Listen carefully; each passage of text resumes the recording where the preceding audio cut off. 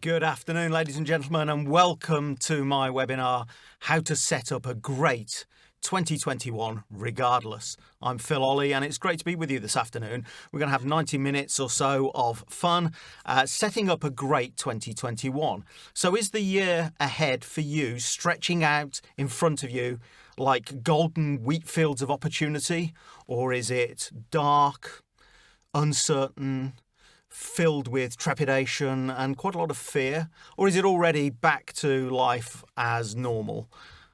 Actually, it'll never be life as normal, will it? We know that at the moment we're in a period of complete chaos, turbulent times certainly, and that's why I put the regardless in the title. Because I want to give you some tried and tested and powerful tools that will help you, regardless of your current circumstances, regardless of what you face this year, to set up a great 2021. Because at the moment, all of that turbulence is having a huge impact on everyone, both individually, in teams, in companies, in businesses. So whether you're uncertain about the future because you may be furloughed, or you may be facing redundancy, or you've had some specific health impact as a result of the current pandemic, or you may be just feeling that you're juggling constantly between homeschooling, running a business, running a team, leading a team, and all that extra responsibility and pressure that brings. A lot of people have said to me at the start of this year that it feels very different, that for the first time ever they're unable to set goals, they're unable to set plans in place. They just don't have that zest and that sparkle, and you might be feeling that too. You might be feeling, as many people are, financial pressures, time pressures, pressures on your overall energy. And self-care is something we'll talk a little bit about later as well. In times of uncertainty, people find it very difficult to feel that they've got any control or can get any clarity about the year ahead. So we're going to talk about 7 very specific strategies, tried and tested and proven, of things that I've used for myself and with my clients and with audiences all over the world, that will help you set up a great 2021. I've also got the joy that later on I'm going to be eating from, you can see the label there, I think, a fairly famous dog food brand. I'm going to be eating from that later on. This is not some sort of weird kind of celebrity show on which we do some sort of challenge. I'm going to be eating from that later on, and I will warn you in advance so you can look away, but I will be eating from that later on just to show the power of the mind, because I believe the power of the mind is very important about the way we set up our 2021. I've always been fascinated by what it is that helps the 3% of people who do succeed, teams, people, individuals, businesses, whoever, get into that success zone. What is it that helps them make that breakthrough? Whereas the rest stay in some sort of quagmire. And that fascination with what it is that makes teams, people, and companies and businesses and organizations get into the success zone turned into a passion one spring day when I woke up on a pavement in Edinburgh surrounded by paramedics. And the first paramedic looked me straight in the eye because I had obvious panic in my eyes as I'd woken up. And he looked at me and fixed me with his eyes, and he just said, "It's okay, mate. You just died, but you're okay now." And I remember what had happened right up until that moment. I remember being at lunch with friends, business acquaintances, in fact, along with my former wife. And then as we left the restaurant, had eaten nothing unusual, but I developed a rash. And it started to spread all over my body, this giant urticaria rash, just like big blotches, like a nettle rash. It was like I was having an allergic reaction.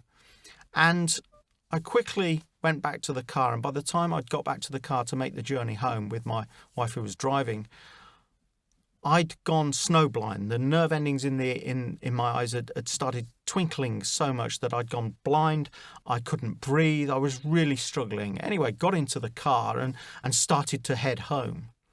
And partway back home, was heading out of the west side of Edinburgh. We lived in Fife in Scotland at that time, about 40 minutes north of Edinburgh. And we're heading out towards the Forth Bridge.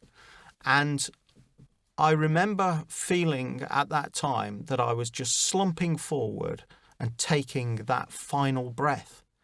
And I started the descent down the White Tunnel. And in my third book, Reflections from the White Tunnel, that story is told in full of how I slid down that White Tunnel, that soundless, peaceful, calm White Tunnel.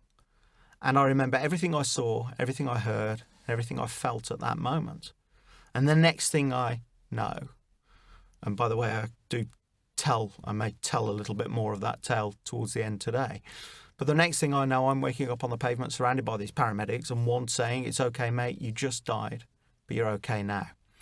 In the hours and days and weeks and months that followed, I started asking myself a lot of questions. It really threw into sharp focus what my life was about. And I started to ask many questions of myself. And the one question that I always remember, and I ask of audiences and clients everywhere, is if I had a magic wand for my life, my business, my career, what would I wish for? And when I ask that question right now, if I had a magic wand for your life, your business, your career, everything in your life, what would you wish for?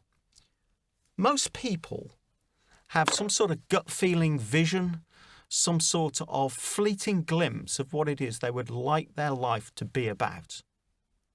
And it's very different than the quagmire often that they're living in.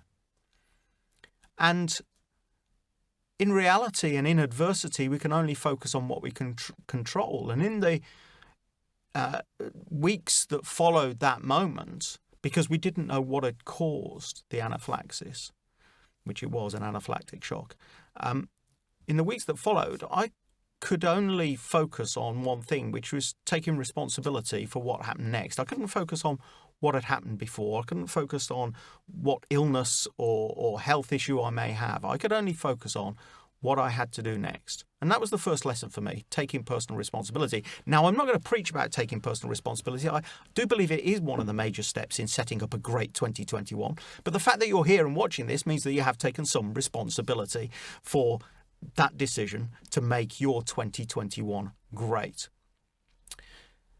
Of course, what we're going to talk about today will require some degree of change. And change is inevitably uncomfortable.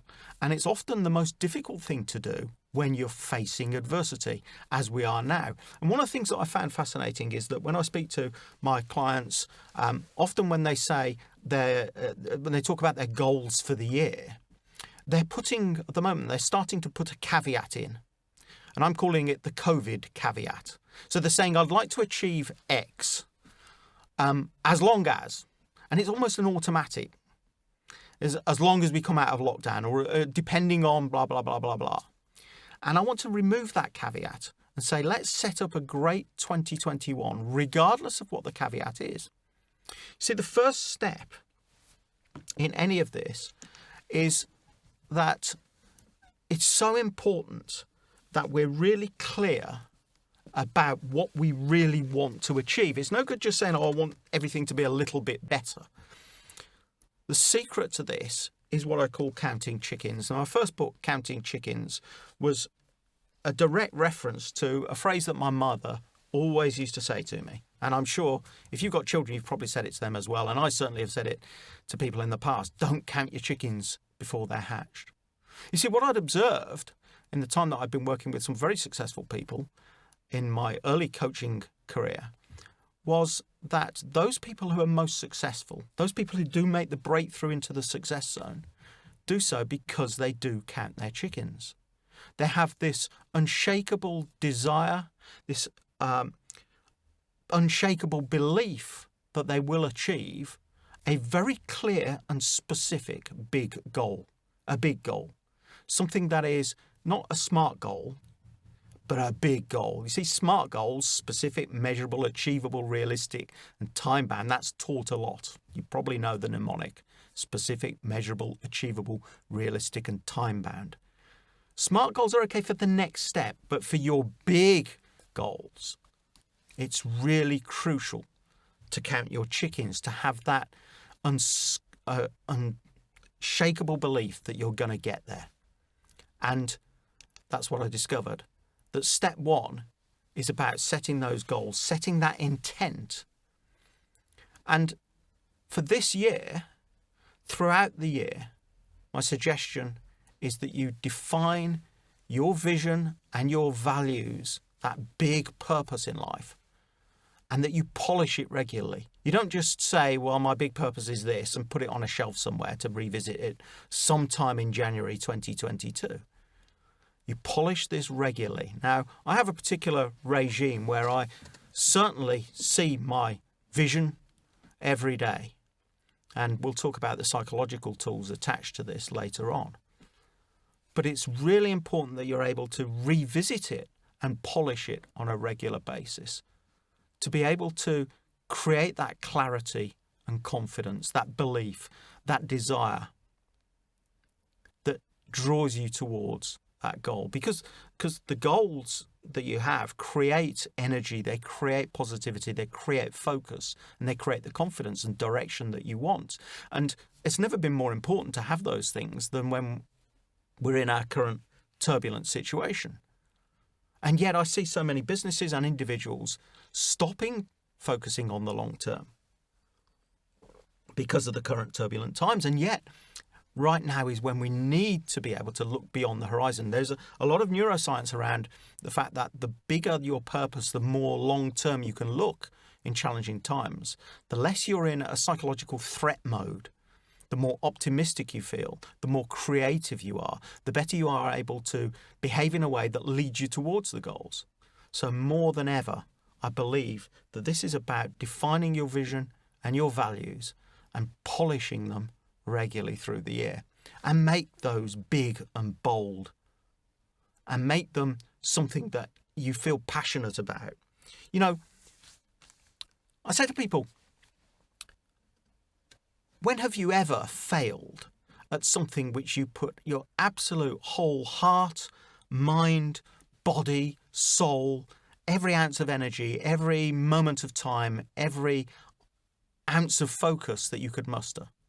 When have you ever failed when you did that? And the answer is never. People never fail when they put absolutely everything into their big goals. So the question for us in adult life is to find that one big goal that we're willing to put every ounce of heart, mind, body, soul, every moment of time, every item of focus, every ounce of energy into. And that's what we have to get passionate about. I have a client who gets up at 5 every morning. In fact, I've got several clients who get up at 5 every morning, and they're at their desk before 7 easily. And I believe that they found their true purpose. So what is it about your life that you're willing to get up at 5 o'clock in the morning for? I'm not saying that you have to get up at 5 o'clock in the morning, but what would you be willing to get up at 5 o'clock in the morning for? Find that big purpose, find that big goal, find that vision, find those values, and polish them regularly. The other thing about goals is, as well as having this big long-term vision of what takes us over the horizon of what we're currently facing, is to be really clear about the current year. Michelangelo said, our greatest danger is not that our aim is too high and we miss it, but that it is too low and we reach it. So true. So many people limit themselves by the goals they set. So we need to stretch those goals forward. And here's the question that I like to ask at the beginning of every year. Looking back at the end of this year, what will need to have happened for you to feel that it's been a success? So imagine you're sitting around under next year's Christmas, or the end of this year's Christmas tree, with a glass of sherry in your hand and a mince pie, and you're reflecting on 2021 as you look back. Think right now, what will need to have happened in this year for you to feel that it's been a massive success for you? And you might want to jot a few notes down. Whatever first comes to mind, what are the things in all those 6 key areas of your life? What are the things that will need to have happened for you to feel it's been a success? Business, personal, financial, career, professionally, family, relationships, health, fitness, whatever.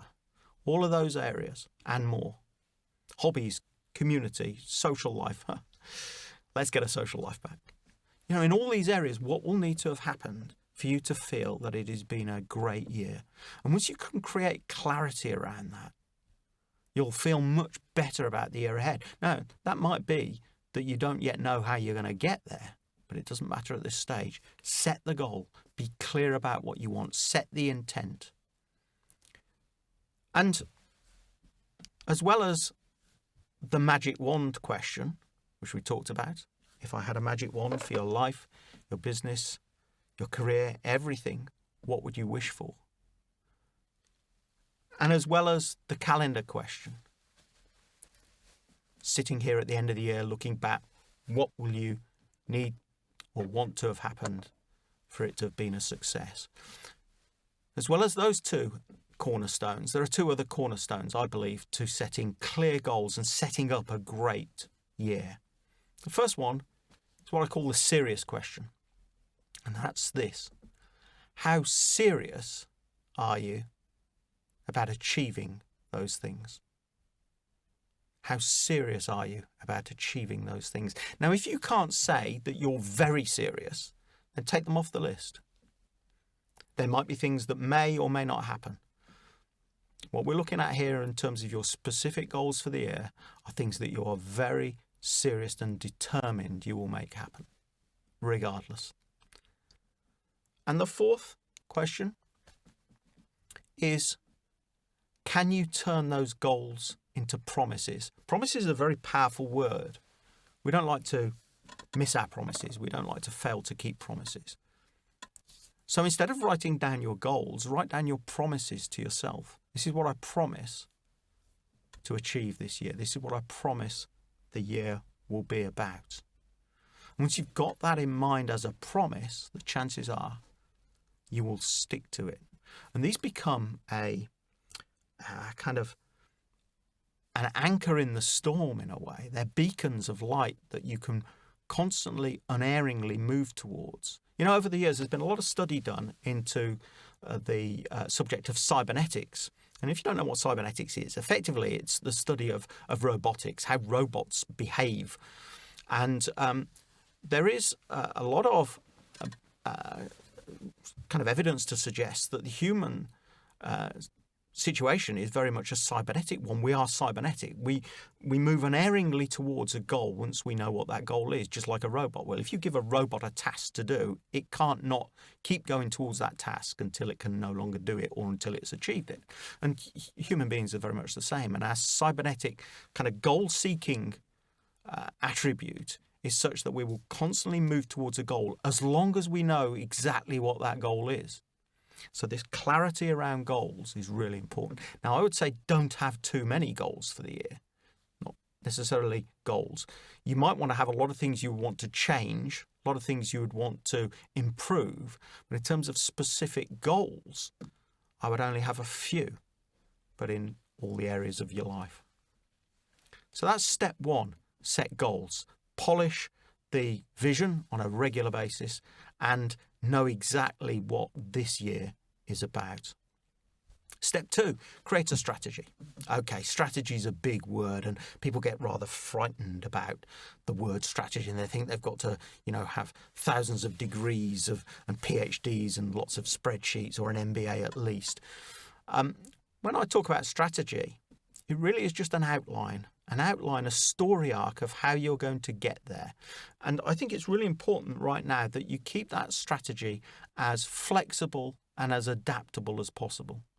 There's nothing truer than, and certainly it's the biggest lesson of the last 12 months, that having a great strategy is all about constantly revisiting it and constantly being able to update it.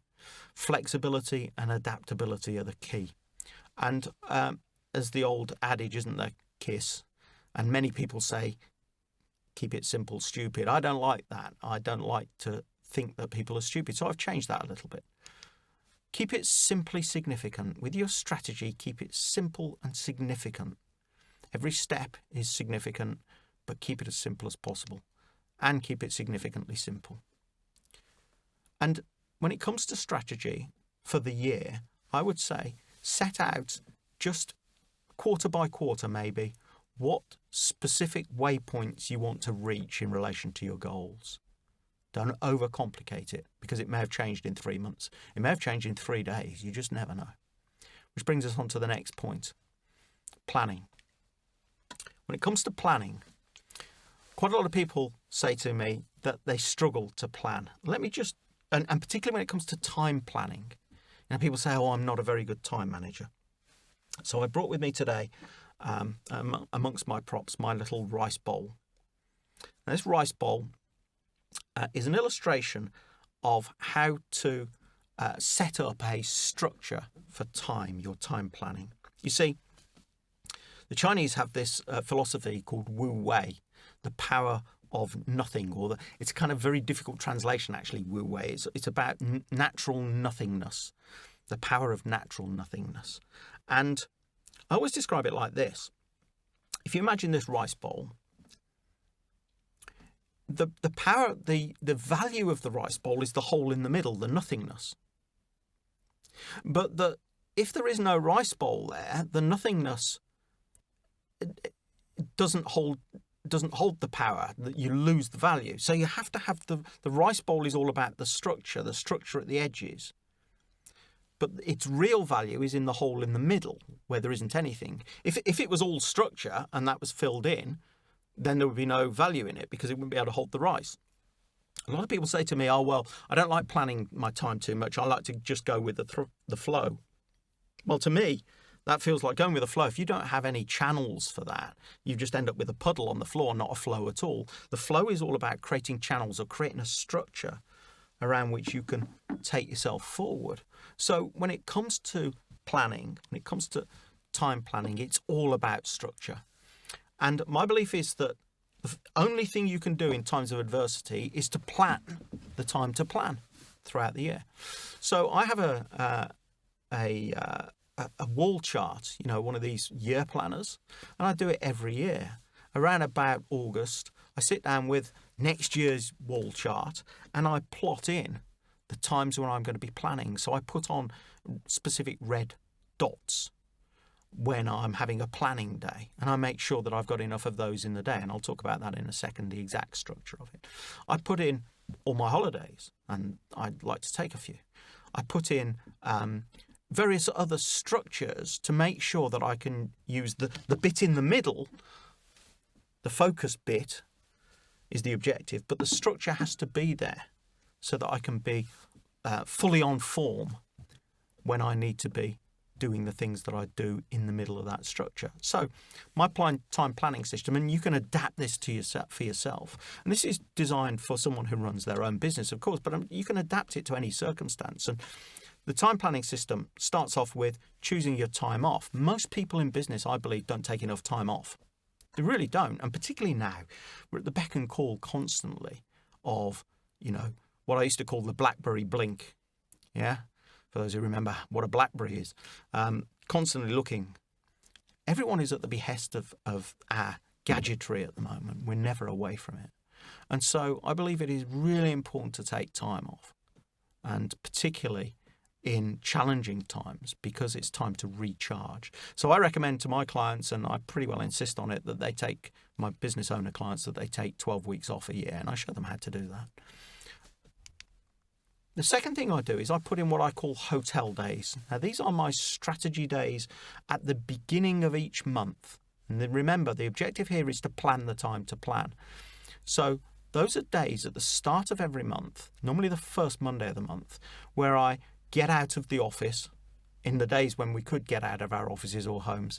And I used to go to a hotel and sit away from email, away from any disruption or disturbance, and plan the coming month and beyond. And it always started with, again, polishing the values and vision.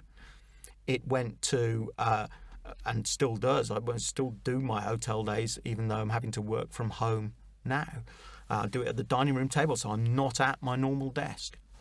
So it's a way of starting with the big long-term goals and drawing back to what has got to happen this month. I even look at things like, what's the marketing engine for the coming month? What are the opportunities that I've got in the coming month? And I also do some refreshing of some of my psychological techniques for myself and various other things on that day. And it does take the whole day, as well as cascading it down to other people who need to know it within the team. And you can do the same thing, but it's a great opportunity to put away the phone and the emails for a day and just focus on the strategy, focus on the plan. And it was during one of these hotel days last year, in the dizzy heights of spring 2020, when I sat down and I asked two crucial questions that really did change the way I do business. In the light of the circumstances at the time, I asked these two questions. Number one was, what if this is permanent? See, that's a great question to ask when you're contingency planning. What if this is permanent? Primarily because we're not sure which bit is going to go back to normal, whatever normal is. We're not sure which bit is going to stay as it is now. And so you can imagine my primary life is around speaking at conferences and events, as well as my one-to-one select clients that I work with, but mainly speaking at events and running masterclasses. So that all fell off the end of the cliff. And I just asked myself, what if this is permanent? What do we now do? The second thing that happened was in those heady days when we're standing on the doorstep at 8 o'clock on a Thursday evening, applauding. We were applauding primarily the National Health Service workers. We were applauding the fact that people were helping. So we're applauding helpers. And I started to think that suddenly, when the chips are down, when we're facing adversity, it's help that is required. So the second question I asked, as well as asking what if this is permanent, was how can I help? And it was during that hotel day when I did that I completely restructured the whole year. Fortunately for me, because it did last longer than the 2 or 3 weeks that we originally thought. So hotel days, immensely valuable, time to think, time to plan. I also do what I call monthly review days. That's the end of a month where I look back on the month, look back on performance, results, and all sorts of other things. I also like to make sure that I'm set up for the hotel day and I'm asking the right questions and getting ready for that. On a Friday, every week I have what I call an SOS, a self-organisation session. The objective being that I will walk in on a Monday absolutely fit and ready to start a new week. So Friday afternoon particularly, but pretty well all day Friday, I clear all my emails. I have a rule, emails have to be 0 by Friday afternoon at 3 o'clock. And I know that a number of people on here will know why that is. My clients who I asked to send me their highlights email at the end of every week at 3 o'clock on a Friday. So I have a lovely clear inbox. Then I've got all these lovely emails coming in from my clients with their updates at the end of the week as well. Having a zeroed inbox, there's nothing that feels better than that. Nothing that makes you feel like you've got more control and more clarity about the week to come. I also plan the next week. Again, it's back to setting aside the time to plan. So I plan the coming week. I plan all my coaching sessions and do all my preparation for what's coming up in the week to come. And in addition to that, I do some reading. I make sure I do some reading and study throughout the week, but primarily at that time as well. I clear all the filing, all the stuff that's come in, as well as emails, all the paperwork and anything that needs filing away gets finished up on a Friday. And the rule is all my trays have to be at 0. Everything, my inbox, my in tray, my reading tray, my filing tray, all my accounts are tidied up at that stage. And that might sound a little bit OCD, but the reality is it does create that calmness ready for the weekend so that you can relax, back to the time off thing again. And I have focus days. Primarily, focus days are Tuesday, Wednesday, Thursday every week. Now, you might want to do it differently, but I've found that over the years that once people are focused, particularly for myself, but once people are focused, it's best to stay focused. Having a series of interruptions during focus days is distracting. So all admin goes to the self-organisation sessions. Yeah. So that those days, Tuesday, Wednesday, Thursday, are real focus days. Those are the days where I see my clients or do my Zoom calls with my clients as it is at the moment. Those are the days where I do all my writing, my speaking, my events, and so on and so forth. And the important thing here is to remember the objective. The objective is those focus days. The objective is what goes in the middle of the structure. It's so that you can focus on being at your best. The structure is not the objective, but the structure is important.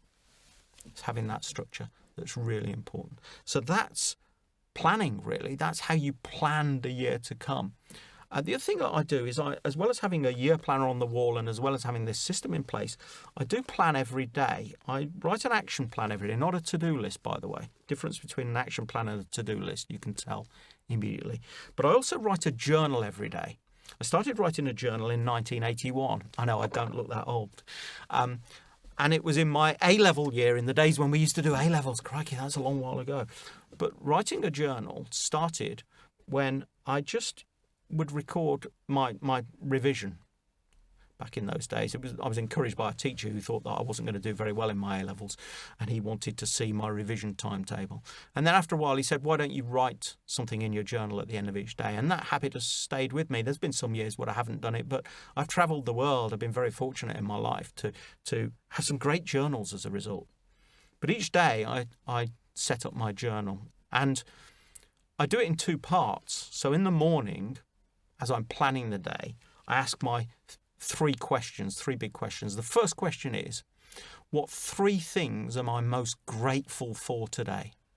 What three things am I most grateful for today? Second question is, what do I want to be true at the end of the day? Or rather, what three new things do I want to be true at the end of the day? And the third question, which is slightly different, is what are my three action achievement goals for the day?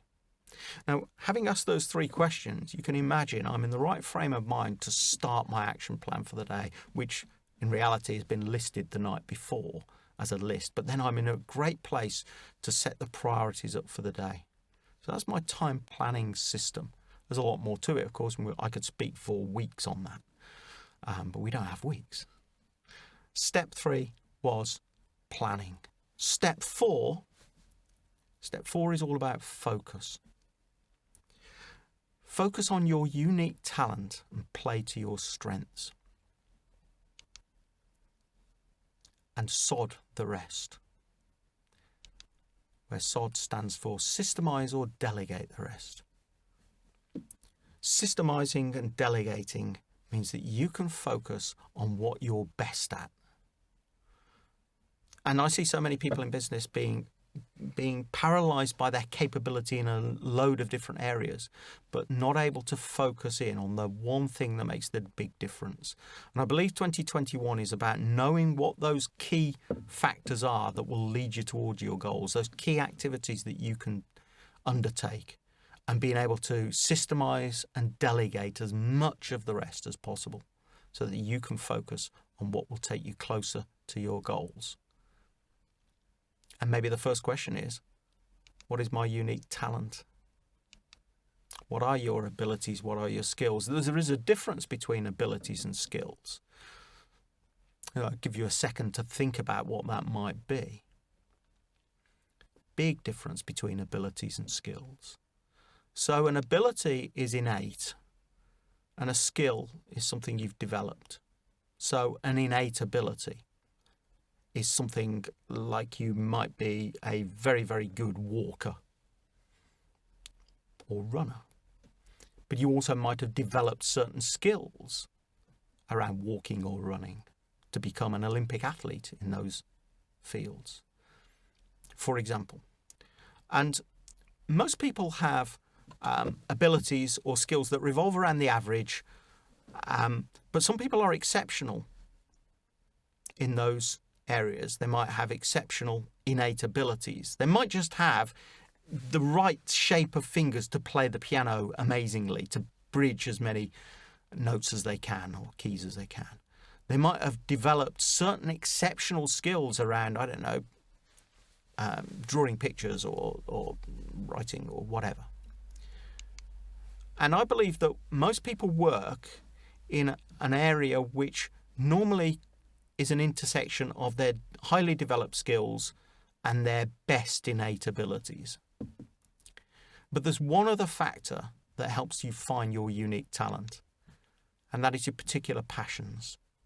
And where that intersection is, that's what I call your unique talent zone. The more time you can spend in that zone, the better placed you will be to get into the success zone. Yeah. So focus on your unique talents as much as possible in the year to come and play to those strengths. Step 5.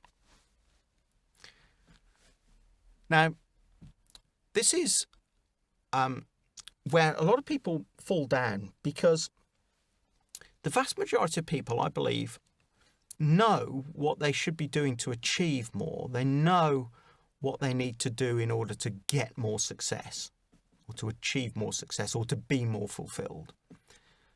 But they don't necessarily take action. And that's because of this barrier I call interference.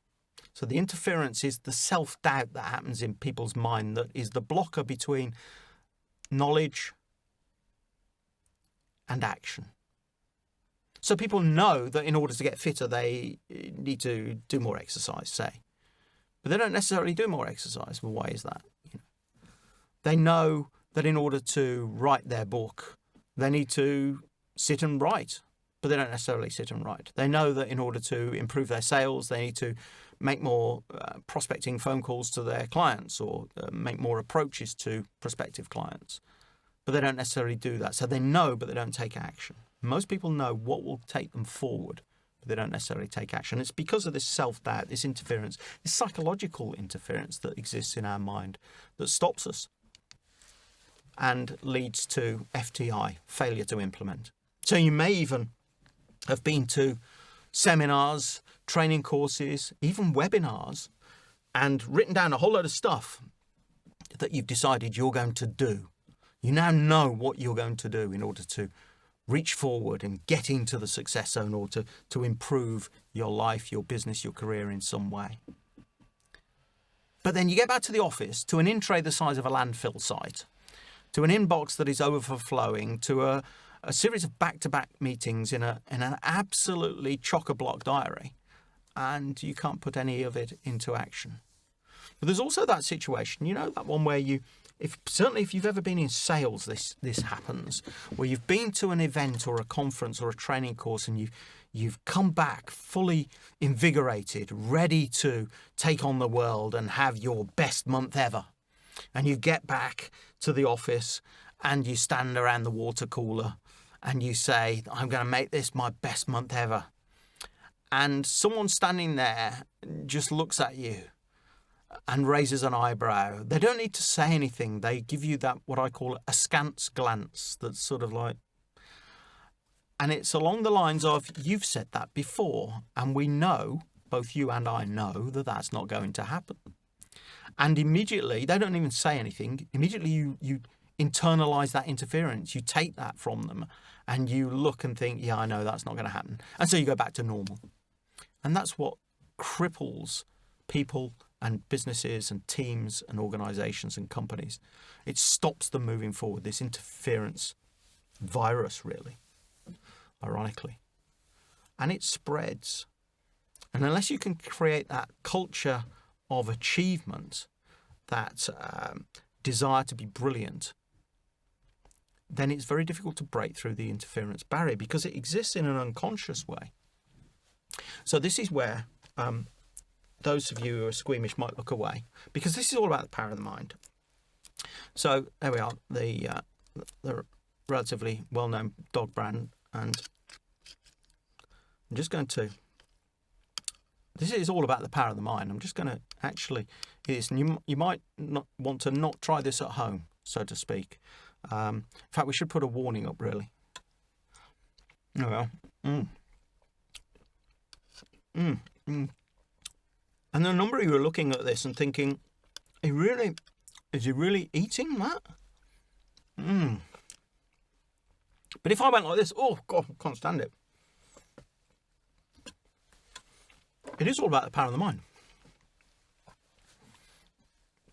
Of course, that's not that famous dog brand. It's something rather sweeter, actually. And I'm not going to tell you what it is. It's my own concoction. The point is this. In your logical mind, you know that no one's going to sit here on a webinar and eat dog food. In fact, I know that. I know that you know that in your logical mind. But all of the signals are there for your unconscious mind to believe that it really is dog food. So there's the label. You recognise the label. The stuff even looks like it is. It's quivering away in there. Horrible. It even looks like it is.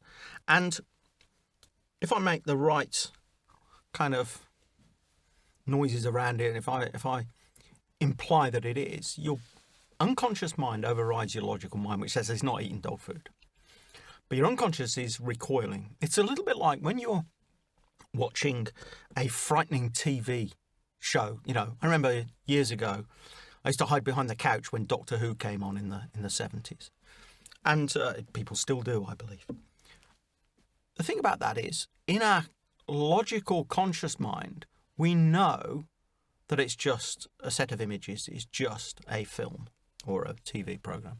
And yet we display all of those behaviours that are consistent with someone who's afraid, or in this case, who's repulsed by the idea of eating a certain brand of dog food, or any brand of dog food for that matter. So our behaviour is driven by our unconscious mind. And so when we know that, and we want to break through this interference barrier, we have to make sure that we break through it at an unconscious level. It's the unconscious that will drive the behaviours. So harnessing the unconscious, a little bit like, you know, when you take that drive home from the office, that familiar drive, and let's say it's a 10 or 15 or 20 minute drive home, and you get home and you can't remember anything of the drive home, and you think, oh my God, there must be absolute carnage back there at that roundabout. I can't remember, did I mirror? Did I signal? Did I manoeuvre properly? You can't remember any of it. But of course, it's the unconscious that's done the driving. It's driven you perfectly reasonably. And that's what business is like. That's what our lives are like. We default to our habits all the time. Habits are crucial. So I started to develop a way of making that interference breakthrough using a series of what I call visualize action tools. And the visualize action tools are very simple. There's about 6 of them that I normally teach. And I'm not going to go into them in detail today. If you want information on them, do get in touch through the website or via email. We'll give you all the contact details at the end that you'll need to get in touch. These visualize action tools are the mainstay of the work that I do initially with coaching clients to make sure that we remove the interference barrier. Now, how does it work? Well, there's a number of things we've just shown. The mind can't tell the difference between what is real and what's imagined. For all intents and purposes, when I pick this up, you think he's going to eat some dog food. Or when you're watching a frightening television show, you think this is frightening. This is real enough to get frightened about. The image is real. The second thing is that there's a connection between seeing and believing and achieving. So we know the phrase, you can only achieve what you can believe. And we also know seeing is believing, which means that in order to achieve new things, we have to first see them. This is all about stretching our mindset forward. You see, a lot of people get very excited about making New Year's resolutions and stepping out of comfort zones. The challenge with this is that if I say to you, step out of your comfort zone, you might be able to do it for a short period of time. But when the going gets really tough, where do people go? Straight back into the comfort zone. And so the reality is that we have to expand the comfort zone because people will always operate to the upper limit of their comfort zone. Seeing, believing, and achieving are all linked. The third, the images in our head reflect in our behaviors, in our actions and our words, in our performance, in our results, and in our success. So we have to make the images in our head consistent with the success we want. That means that our behaviors will change to reflect that success and we'll move unerringly towards it. point 4 about the power of visualize actions is that what we feed into our unconscious mind controls our habits and our behaviors at a subliminal level. It's really important. The unconscious is very childlike, very literal. It takes commands. We feed it, and particularly in the early parts of our lives, our subconscious is fed. But throughout our lives, our subconscious is fed. It seeks to be fed. And if we don't feed it the associations we want it to have, the program that we want it to have that is consistent with the goals we have, then it programs itself based on anything else. And so these visualize actions are all about being able to reprogram in a way which is consistent with the vision that you have, the goals that you have. The reason I call them visualize action is this is not about just sitting there and dreaming up nice things. The techniques all revolve around a particular style of seeing things. It's very easy to learn, where you see yourself in action doing the thing before it's happened. It's the basis of most psychological sports coaching and that type of thing, where you see the result before it's happened. Like I say, if you want more information on those, and certainly I believe that anyone who has used them has had great results with them, then do get in touch and we will put all the details you need to contact us at the end. Step 6. Step 6 is all about upgrading to a shop window, professionally, personally, that you are proud of. So this, I believe, is something that you can do very easily at the start of any year. What do I mean by this self-upgrade? Well, the way we think, the way we speak, the words we say, and the way we act are all connected. So, for example, if I said to you, I'm now going to sit as if I was really bored, I would sit something like this. You might have detected a movement there. If I said, I'm going to sit now as if I'm really enthused and really excited, and you might want to do the same. So we have a physiology, a series of actions, a way of acting that is consistent with a thought pattern, which means that in order to change our thought pattern, we can just change it through the physiology. Similarly, the way we speak, the words we say, have an impact on the way we think and on the way we act. So the way we think has an impact on the way we act and the words we say. The way we act has an impact on the way we think and the words we say and the way we say them. And the words we say and the way we say them has an impact on the way we think and the way we act. Simple. Tom Watson of IBM famously said, if you want to be the greatest company in the world, act it immediately. That was the whole idea behind it. IBM, there was the whole ethos was, this is the vision we want. Let's measure every moment of every day whether we're there. You can think, if you think about the way you act as well. So you can say, what if I said to you now, and I don't know whether any of you are doing this because I can't see you on screen. So if I say to you, smile, look up at the ceiling and smile, smile, smile, smile. And I know none of you will be doing this at home, only me here. And then I said, keep the smile, but think depressive thoughts. Be depressed and keep the smile. Very few people can, well, no one can keep the smile and be depressed. It's because the way we think and the way we act, our physiology interact. They have to be consistent. So the words we say, very important that those are consistent with the way we want to think. So, for example, if I said to you, are you coming to that party on Friday night? Imagine for a moment we're able to go to parties. If I said to you, are you coming to that party on Friday night? And you said, oh, I'm trying to get a babysitter. What you're really saying is, you're not going to that party on Friday night. Or if you said, I'll try and be there, you're saying you're not going. Now, I know I'm not necessarily the sort of person you want to go to a party with, but the fact is this. As soon as you use the word try, what you really mean is you're not going to do it. You mean, I am not going to achieve it. So the word try is associated in our mind with the struggle of not doing it. And when you set up your goals for the year, I hear a lot of people do this. When they say things like, we're going to try and get into a new market this year, or we're going to try and get more clients, or we're going to try and develop a new product. What they're really doing is focusing on the struggle.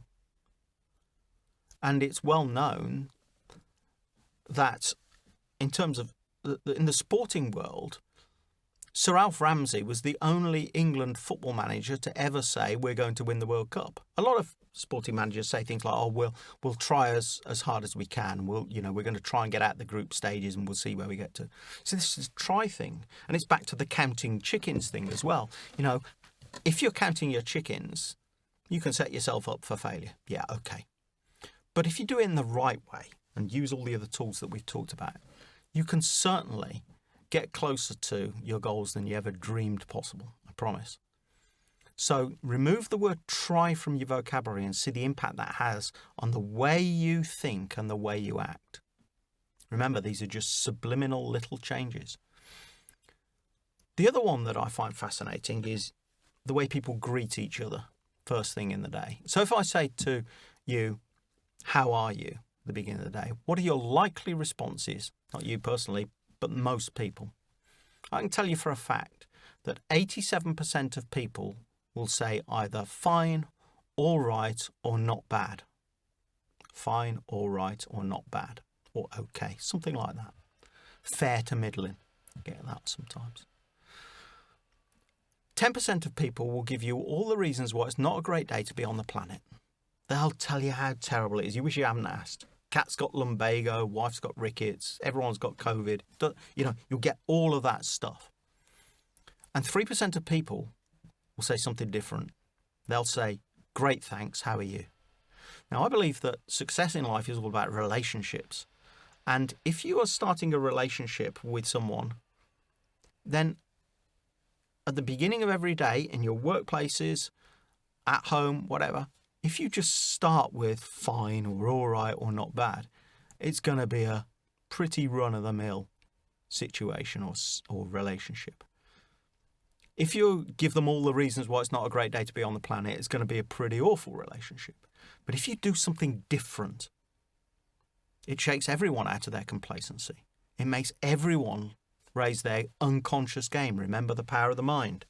We're raising the unconscious game. And that changes the way you act. That changes the way you behave. That changes the performance. That changes your results. That changes your success at a very small level.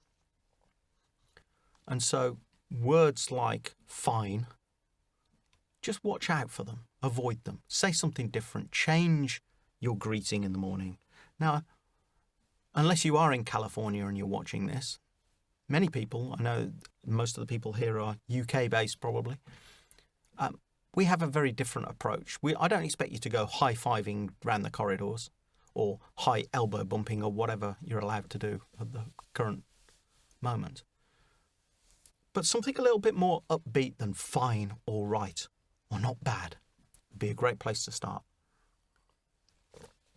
And having a self-upgrade also includes the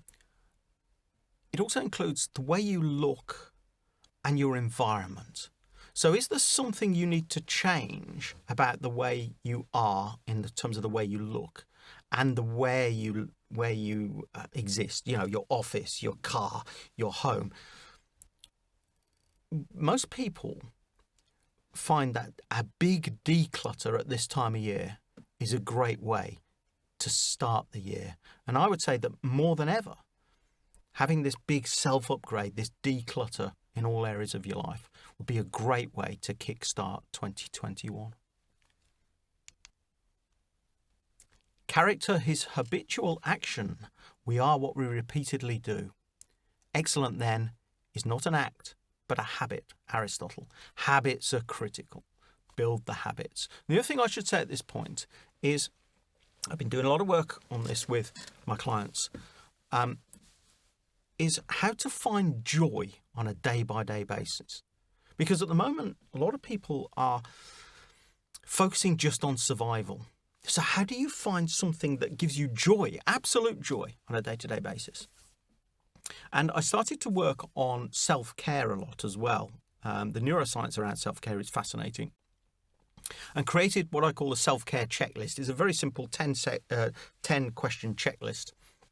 And that's available. If you'd like to receive that, then get in touch via the website and we'll be able to send you the checklist. And it's all about finding the things that look after you. I'm talking about things like, eating well and sleeping well as a number of other things. But there's a couple of surprising things in there as well that are all around finding joy on a moment-by-moment, or certainly a day-by-day basis, deliberately.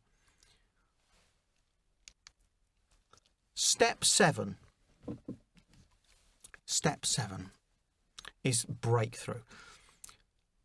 When I observe people who are really successful, years ago I came to the conclusion, and I was proven absolutely right about this, that those who really do make breakthroughs in their business lives, in their careers, they do so because they work on very specific short-term goals over a 90-day period. I don't know where this 90 days comes in, but I started to look at it, and it did always seem to be that 90 days was about right for these goals. Now, I call these special missions. And this is all about being opportunity focused and embracing opportunity through the year and operating a series of these special missions, these 90-day goals throughout the year. I guess it's 90 days because 90 days is long enough for the goal to be big enough for it to be significant. But it's also short enough that in terms of timescale that it creates a degree of urgency. Now, I call these awesome special missions. ASMs, or ASMs, as my clients refer to them. They've got their ASMs lined up. Awesome special missions. And that's because they need to be awesome in that they need to be big.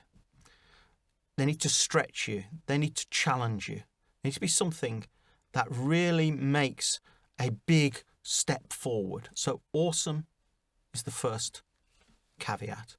The second part is they need to be special. In other words, something you'll look back on and think, wow, that was fantastic that I achieved that. Something you'll be really proud of.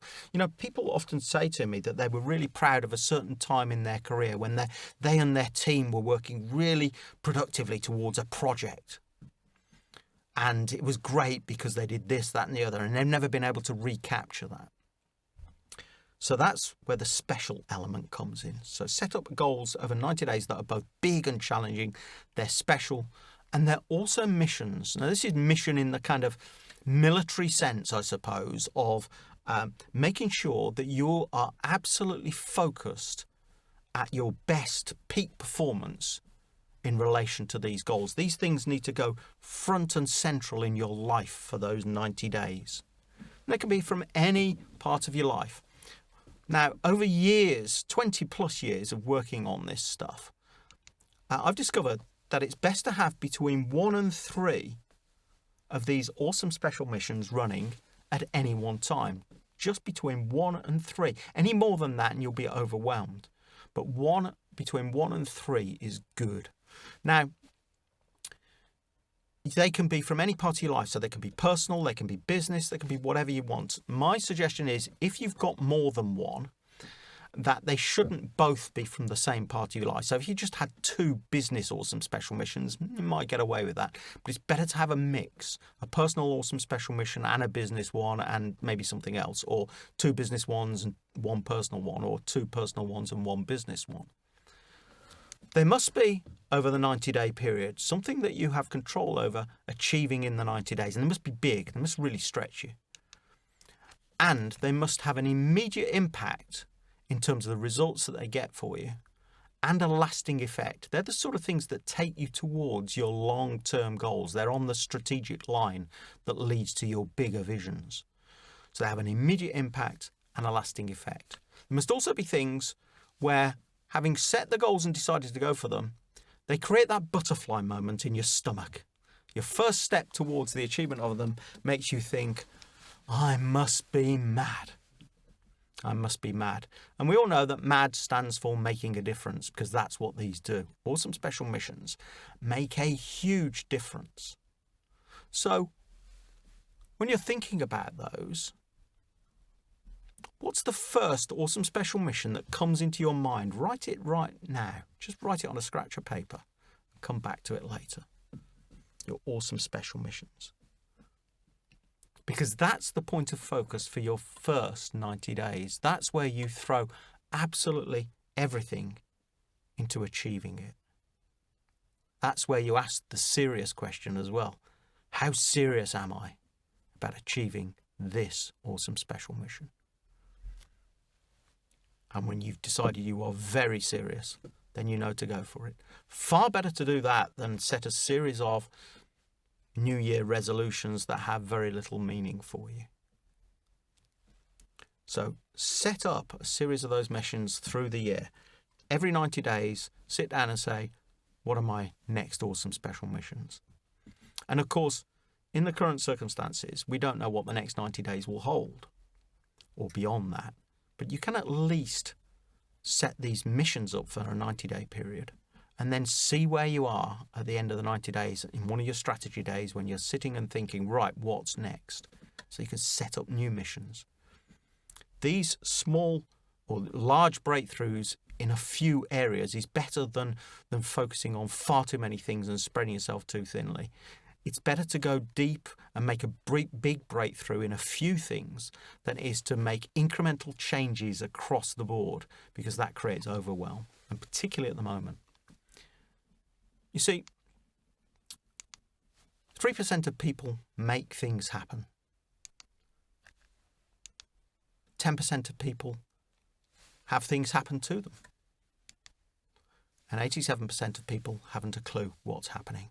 And that's really what the coming year is about. You know, when we're faced with adversity, when we are in adverse circumstances, we can only focus on those things which are in our control. But most people don't actually appreciate how much control they do have over their life, over their business, over their career, over their success. Most people don't. And what we've done really is take a quick canter through certain things, certain steps you can take to regain that control. And there's one other thing we're going to cover just at the end. But in terms of summary, first of all, decide on your goals, particularly your big long-term goals. Polish your values and vision regularly. Second, ask the calendar question. Sitting at the end of this year, what will I need to have achieved in order to feel that it's been a successful year? Third, turn your goal setting into goal getting by making serious promises in relation to your goals. Create an outline strategy, a master plan for the year, but keep it simple and very flexible. Plan the time to plan throughout the year. Don't set up a rock solid plan for the year, but plan the time when you are going to plan the next steps. Focus on your strengths, and in particular, your unique talent. Everyone's got a unique talent. And when the world has basically shifted in such a degree that the tectonic plates of the way we live our lives have shifted forever, when that happens, those people who are able to package out their strengths and their talents and turn them out to the world in a way that helps will thrive and seize all the opportunity. Remove that interference barrier between knowing what you should do, knowing what you could do, knowing what would be a great thing to do to move you forward, and taking action. That self-doubt, get rid of that by using a series of visualize action tools which create a powerful success mindset. Have a self-upgrade. The way you think, the way you act, the words you say, the way you say them, the way you look. There's nothing better than changing the way you look to signal to yourself that something is changing. And the environment you live in, have a big declutter. Get rid of the old. get some support. We can't all do this on the own. So enlist the support of a world-class squad of people. And that's personally, professionally. Get people around you who can genuinely help you and be a genuine helper to others. Be part of a squad. And engage in your breakthrough 90-day awesome special missions throughout the whole year. And the final thing, I suppose, is to take personal responsibility, because I remember as I was floating down that white tunnel, that soundless white tunnel, having had my anaphylactic shock back when I woke up on that pavement in Edinburgh, I do remember every moment as I went to the bottom of the tunnel, the soundlessness. I remember what I encountered at the end. I remember that feeling and that calmness of almost yielding, surrender. There was nothing I could do about it. It's a bit like, when you go on a roller coaster and you get up to the top of the roller coaster, that first bend, and you think, well, I'm not going to fight it. There's nothing I can do. And you just go with that first drop. It's a little bit like that. Surrendering to it, going with the ride. I felt very peaceful. I felt very relaxed.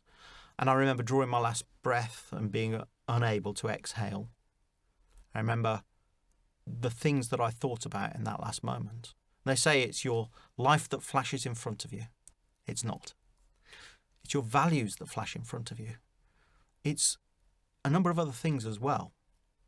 It's your magic wand life that flashes in front of you. The things you wished you'd done, the things you'd wished your life was about. So my overriding suggestion is that you take massive responsibility for the year ahead.